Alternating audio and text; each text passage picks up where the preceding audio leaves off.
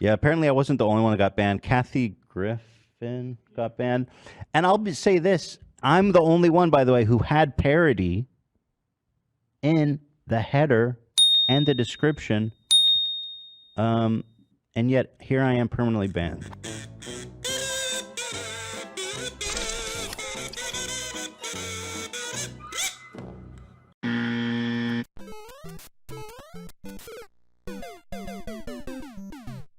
What's going on, everyone? Jeremy here from the Recording. I hope you're having a wonderful, wonderful day. Lots going on. Obviously, the midterm elections today. Hopefully, you got your vote in, or you're going to vote, or you already voted. And today we'll be covering a wide variety of interesting news, including the hilarious fact of the complete media meltdown over the banning of, well, basically Ethan Klein and a few other irrelevant people, his 4-hour meltdown cope stream, and the leader of Trust and Safety from Twitter calling them directly out, calling them liars. It's been absolutely amazing to watch, amazing to witness, as for once in seems like forever, right? The rules seem to be applied somewhat evenly. Oh yeah, wrong screen showing, but I'm gonna leave it up. Enjoying the new Interpol record. It's pretty good. Came out back in July. Now, this article is full of incredible cope. Comedians, actors, and chiptune artists suspended from Twitter because Elon Musk has no idea what he's doing. Now, I want to point out, again, that this is the setup, right? The payoff is coming, baby. The payoff is coming. By the way, thank you, everyone. It's been so awesome to see all the new subscribers coming in. I know a lot of you have probably just been viewers and kind of, finally subscribed, or maybe you're new. I just really, really appreciate it. It helps the channel a ton. There's a button down below. It just makes finding my videos easier. YouTube does not make it easy to find my videos. I do videos 6 days a week, sometimes 7. And all I ever ask is that you subscribe and endure my endless coffee.com ads. Promo code midterm to save 10% today. Anyway, comedy is now legal on Twitter, says billionaire, melting down over people making fun of him. People are so mean online. There are many articles written, but this one was one of the most hilarious. A number of high-profile verified users have had their Twitter accounts suspended over the past few days after seemingly breaking, but not also breaking, some new rules instituted by the site's new owner, Elon Musk. Again, I will show you that these are not new rules. Musk, who bought the social media platform despite not knowing what to do with it or how to run it or being able to afford it, began his tenure. That's Rich coming from Kotaku. Began his tenure last month by celebrating the return of free speech, quickly reminding everyone that the people championing free speech are the loudest and rarely interested in any such thing. One of the big reasons his brief reign has proved so unpopular, with some people, by the way, along with mass, probably illegal firings, also not illegal. This is just literally paragraphs and paragraphs of lies. I wonder why Kotaku has lost almost every single writer they have. And why, when someone says, "Did you see on Kotaku?" the response is always laughter. His firings uncertainly overpaid membership costs, general divorced guy ramblings, and his promised overhaul of Twitter's verification process, which grants public figures and those working in the lines work with rife with impersonation, like journalism. Really? I talked about this last night briefly on a stream, and tonight we're doing an election midterm stream at 5:30 on this channel. It's going to be fun. I'm going to try to get a couple people to pop in like we did before. Anyway, it's a tiny little thing designed to... So journalists do not deal with impersonation. That's just like a guy literally sniffing his own toots. That's all that is. Nobody wants to be Luke Plunkett, not even Luke Plunkett. So all this article is like a 1,000-word cope about how they're losing their blue check mark, and then they definitely feel like their blue check mark makes them better than everyone else. Again, article filled with lies. Then we got this H3H. Ethan Klein is the latest victim of Twitter's new impersonation crackdown. It's one of the most hilarious things. You get this photo wearing his evil Elon Musk addressing the Twitter ban on YouTube right now. By the way, account ban evasion. I want to tell you that I believe I subscribe to this. Is not my original idea, but I saw it floating around yesterday, I think from Pasobic, and there is some merit to it. Some people think that enforcing this now allows Elon to ban some prominent leftists like Elon Musk or Ethan Klein or Kathy Griffin or I don't know, whoever else got banned that nobody cares about, Sarah Silverman briefly, only to then be able to use them in the mix when they, after Wednesday, reinstate somebody like Donald Trump. Or, I mean, you think Twitter's fun now? Wait till they reinstate Donald Trump's account. Or like, Nero or any, PV or James O'Keefe or any of these people so then they'll be able to say, well, we're not just reinstating people on the right wing. Here, we brought back Ethan Klein and we brought back Kathy Griffin. These are leftists. I think that there could be something to that. And then, of course, he's getting dunked on in the replies. What did you mean by this?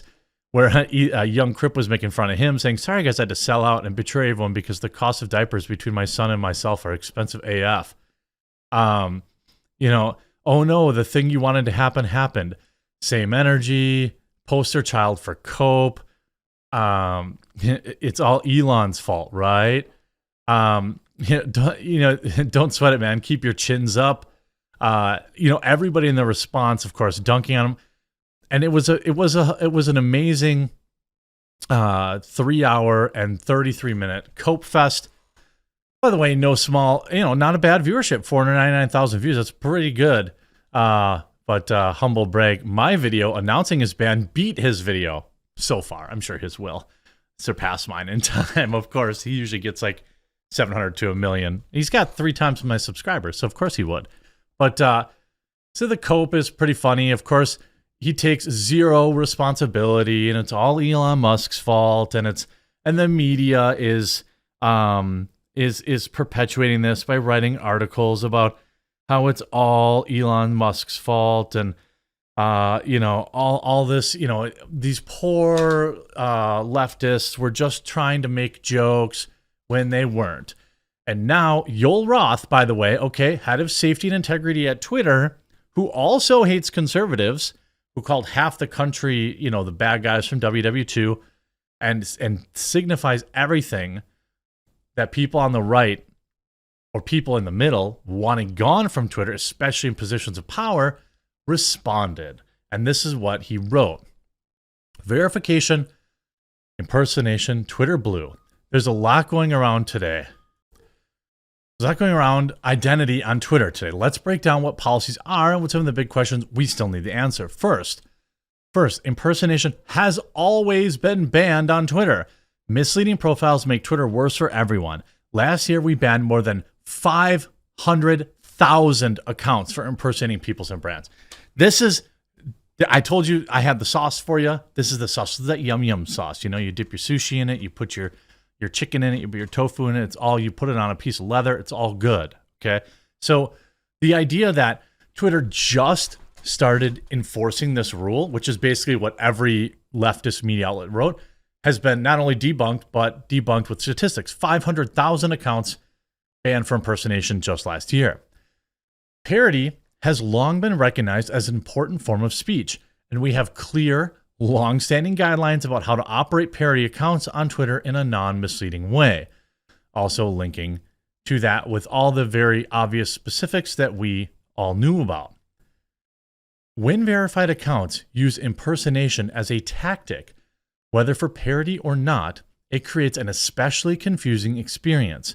It's been our long-standing practice to suspend verified users when they do this. So this blows out of the water the whole, Elon Musk just got mad at poor little... I'm pretty sure that Elon Musk doesn't have any idea who Ethan Klein is or care, just like he doesn't know who I am or care. Okay. The plan changes to Twitter Blue make verification more widely available, raise the stakes for this kind of impersonation, which here's what we're going to do about it. In the short term, we'll ramp up proactive review of Blue verified accounts that show signs of impersonating another user. When we find them, we'll suspend them. See something that looks off, you can report it directly in the app. We're particularly focused on the risks of impersonation of public officials in the context of the 2022 election midterms and have made the decision not to launch verification for Twitter Blue until after Election Day. Now, it'll be interesting to see if it actually launches tomorrow. We'll have to see. Long term, I think we need to invest more in identity verification as a complement to proof of humanness. Paid verification is strong, not perfect signal of humanness. They're talking about bots, which helps fight spam and bots. But that's not the same thing as identity verification. For years, verification on Twitter has been tricky because it's a signal both of authenticity, you are who you say you are, and notability, you're important by some standard. So you get rid of that second part. I think that helps, which is what they've done. Notability is inherently difficult to determine in a fair way globally. I support getting rid of it. Look at that. Wow. It's hard to believe this guy's a lunatic leftist. Proof of humanness is more straightforward. Most spam fighting is a numbers game. Your objective is to raise the costs on spammers until their losses exceed their gains. When you do that, the spammers go away and you win. $8 account per account raises the cost for a spam a lot. Well, that's only if they're verified, right? It's just not the $8 though. This kind of in-app purchase requires bad actors to get through not only Twitter's defenses, but also those of mobile device manufacturers and payment processors. This is not impossible for a sophisticated adversary, but it's hard to do at scale. No solution to identity is perfect, and we're iterating quickly to come up with the best approach here. We appreciate all the feedback, and we'll share more as our work progresses. And then 2 hours ago, Elon Musk signal boosted this and said important thread. So it absolutely destroys this idea that this was some new policy that was never enforced before. People like Ethan and people who got banned wanted to get banned. They thought, and it turns out, I tuned into a stream last night. He had like 40,000 people watching him. That's incredible. I saw he had a lot of $100 super chats. He made a lot of money. He had a lot of new members. So maybe in the end, it's worth it for him because Twitter is a net negative in his life. But it's just sad to see how willingly ignorant people are when all the data and facts are out there. I hope you enjoyed this video. If you did, before you leave, please do leave a like on it and make sure you subscribe wherever you're watching. You're on YouTube, Rumble, Odyssey, or BitChute. We'll talk to you again real soon.